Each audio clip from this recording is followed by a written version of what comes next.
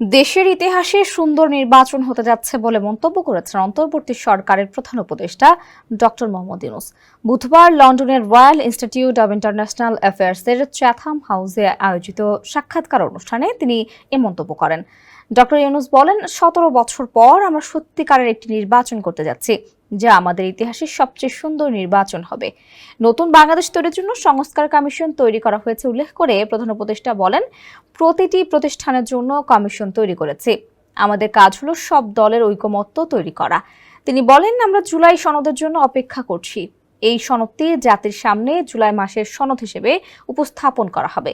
এ সময় প্রধান উপদেষ্টা বাংলাদেশে পাসপোর্ট প্রাপ্তির সুবিধা সহ তার সরকারের নেওয়া জনবান্ধব বিভিন্ন কার্যক্রম তুলে ধরেন।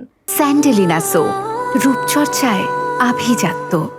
অনুষ্ঠানে অংশগ্রহণকারীদের এক প্রশ্নের জবাবে ডক্টর ইউনূস বলেন, পরবর্তী নির্বাচিত সরকারের কোনো দায়িত্বে থাকার ইচ্ছে তার নেই। এ সময় সব দলের অংশগ্রহণের অবাধ, সুষ্ঠু, নিরপেক্ষ নির্বাচন অনুষ্ঠিত হবে বলেও আশা করেন তিনি।